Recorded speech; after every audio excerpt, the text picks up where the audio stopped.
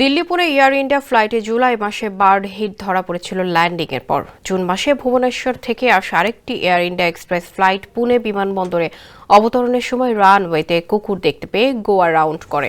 ঘটনার পর ৫-১০ মিনিট বিমানের ভেতরে কোনো ঘোষণা হয়নি। পরে পাইলট পিএ পাবলিক অ্যাড্রেস সিস্টেমের যাত্রীদের জানান একটি ইঞ্জিন গুরুতরভাবে ক্ষতিগ্রস্ত হয়েছে এবং বিমানটি আর উঠতে পারবে না। কিছুক্ষণ পর বিমানে থাকা যাত্রীদের নামিয়ে টার্মিনালে ফিরিয়ে নেওয়া হয়। এবারও ঠিক এমনই একটি ঘটনা ঘটল এয়ার ইন্ডিয়া এক্সপ্রেসের একটি ফ্লাইটে। ভারতে ১৪০ যাত্রী নিয়ে উড্ডয়নের সময় একটি বড় পাখি বিমানের ইঞ্জিনে ধাক্কা লেগে আগুন ধরে যায়। পাইলট অবিলম্বে জরুরি ব্রেকের মাধ্যমে টেক অফ বাতিল করেন। বুধবার দুপুরে পুনে থেকে ভুবনেশ্বরগামী এয়ার ইন্ডিয়া এক্সপ্রেসের ফ্লাইটে এই ঘটনা ঘটে। টাইমস অফ ইন্ডিয়া থেকে এই তথ্য জানা গেছে।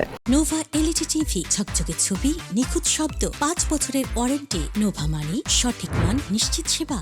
ওই ফ্লাইটের এক যাত্রী বলেন, বিমান উড্ডয়নের জন্য গতি নেওয়ার কিছুক্ষণ পরই ইঞ্জিন থেকে আগুন বের হতে দেখা যায়। ঠিক তখন সাথে সাথে পাইলট জোরে ব্রেক কষেন। ব্রেক এত জোরেই করা হয় যে কিছু যাত্রীর মোবাইল পড়ে যায় এবং এক নারীর কোল থেকে তার বাচ্চা পড়ে যায়।